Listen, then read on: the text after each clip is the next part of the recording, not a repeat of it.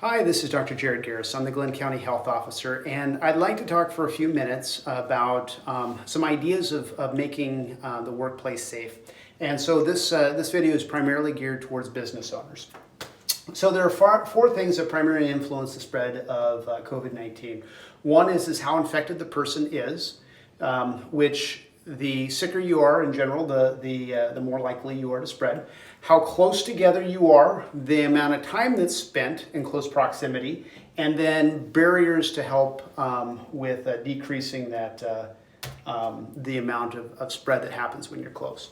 So how is COVID-19 spread? So primarily it's spread via respiratory droplets. So that's like coughing, sneezing, speaking, or even breathing. We have these little molecules that go out into the atmosphere. They get in people's eyes, we breathe them in, it gets in noses and mouths, and that's where the majority of cases of COVID-19 are spread. So hands down, this is the thing that is the most common way that people spread COVID-19. Another common way is person-to-person contact, so where people are actually touching each other, okay? And these two are the main ways that COVID-19 is spread. To a lesser extent, it's through fomite. Fomite is where it goes from person to object to another person. So that's, somebody coughs on a counter, they touch that, and they touch their eye, something like that. So one of the big principles is if you're sick, stay home, okay? This is not the time to try and push through it or, muscle up or any of those kinds of things. If you're sick, stay home, and encourage your workers to do the same. Here are the typical symptoms of COVID-19 as outlined by the CDC. So the big three, the common ones that we've heard for a long time is fever, cough, and shortness of breath. More recently, a couple weeks ago, we had chills, repeated shaking and chills, muscle pain, headache, sore throat, and new loss of taste or smell. And I'm going to talk for just a moment about that new loss of taste or smell. Seems to be a symptom that is fairly common with COVID-19. So there's a UC San Diego study that showed right around 70% of people who tested positive for COVID-19 had this new loss of taste or smell. There was also another study that showed that about 12% of people, that was their very first symptom. And so if we're screening people, our employees, then maybe we can help decrease the spread, especially with that symptom. So one of the things that's good and bad is that sometimes COVID-19 can have mild or absolutely no symptoms. In fact, we say that 80% of people will have mild to no symptoms and that 25% will have absolutely no symptoms at all. When you figure that we've got 25% who have no symptoms, and then we have people who can be infectious days before they have symptoms, before they have any symptoms, they can be getting other people sick. So the big take home to me is this: we need to treat everybody like they're sick, even though they're feeling great, and we need to treat ourselves like we are potentially spreading COVID-19, because we very well could be. I will also make mention that in general, the older you are, the more likely you are to have more severe symptoms, in general. Okay, so some basic concepts to decrease the spread. One is anytime we can do things remotely when we're not together, use technology, that's going to decrease the spread. Anytime we can put barriers up, that's going to decrease the spread. Anytime we can have more distance between, at least that's 6 feet apart, and that's the thing that has the very best evidence. When we stay 6 feet apart, COVID-19 just isn't spread. Anytime we're using masks, and make sure that we wash our hands, and then also keeping the high touch areas clean is going to help decrease the spread. So electronic and telephonic communication. So some restaurants they've gone to a system where you can order online, you can pay for it online, you go in when it's ready, and you can just say, hey, I'm Joe, they give you the food, you walk out. Right? So very, very little of that face-to-face time. And so that's like a best practice. That's like one of the best ways of doing things.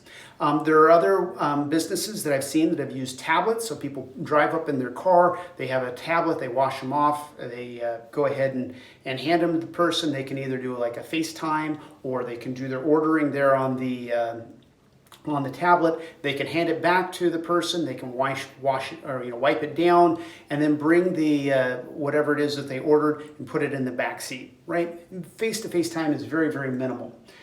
And anytime we can get information, do call-in orders, those kinds of things, we're going to decrease the chance of spread of COVID-19 down by a lot. Okay, I will make mention that it is considered that takeout food orders are safe, okay? It is a low chance of spread of COVID-19. And so anytime we can set up a situation like that with non-food things, that's going to be safe as well. Okay, barriers. So I encourage you to be a little bit creative, okay? So a lot of businesses, they use plexiglass, right? So the idea is those respiratory particles, instead of going ahead and making it from the worker to the patron, or for the patron to the worker, we just got a plexiglass there, they hit that, and that's done. Okay, so that's going to make it a lot safer. I've also seen in some businesses where they'll go ahead and use shower curtains, okay? And this can be used to separate the workers from the patrons, and also from the patrons from each other, okay? So anytime we can't have that 6 feet apart, we need to try and look and see what we can do as far as for barriers. Distance. So once again, this is the thing that has the very best evidence, right? So when we stay 6 feet apart, it makes it so that the spread of COVID-19 goes way, way down. I'll also mention that sunlight can help, so that might be something to keep in mind. And then we may need to limit the amount of people we let into a business to try and keep it so that we can keep that 6 feet apart. So this is kind of a famous picture. This is taken from the CDC. This is a gentleman who is coughing, and you can see all the respiratory droplets, okay? And you can see how these can easily spread more than 6 feet, okay? We need to keep that 6 feet apart.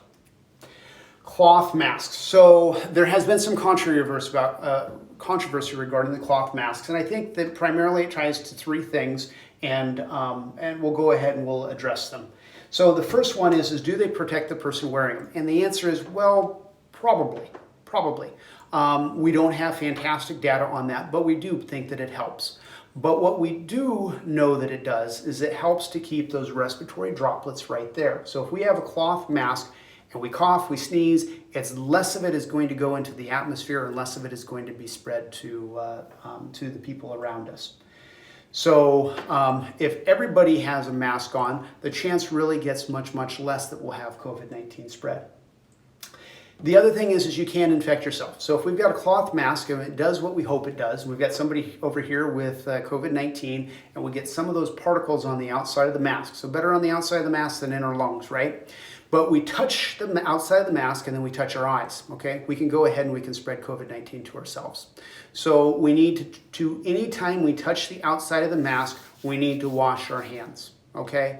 Or use a little bit of hand sanitizer. So and then the third kind of controversy is stems from the social distancing. We know that works so well. And the fear is that if people are wearing masks and they won't worry about it, they'll get closer together, and potentially we can have the spread of COVID-19. So my thought is this: we maintain distance as much as we can. When we have to have less than 6 feet, we need to be trying to use something like masks to decrease the spread. Okay, fomite spread and person-to-person spread. So we need to clean the high traffic areas, okay? So door handles, countertops, those kinds of things. Take a look around, see what's touched often, and we need to try and clean them.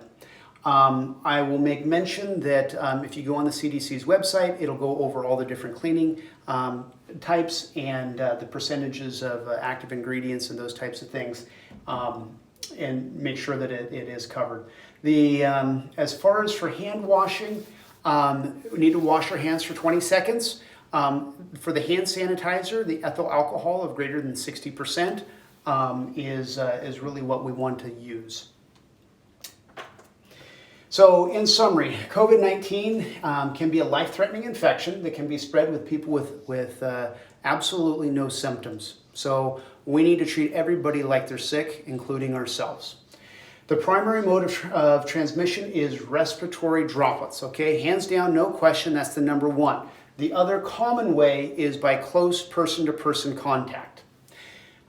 There are some things that we can do to decrease the spread of COVID-19. So anytime we can use technology so that we're not face-to-face, it's going to help. Anytime we're going to be less than 6 feet apart, we need to look for ways that we can put up barriers to separate people.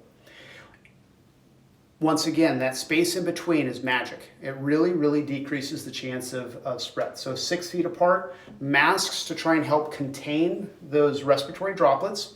We need to clean surfaces, and we need to make sure that we're washing our hands and using that hand sanitizer. This is Dr. Jared Garrison. Hope that this was helpful.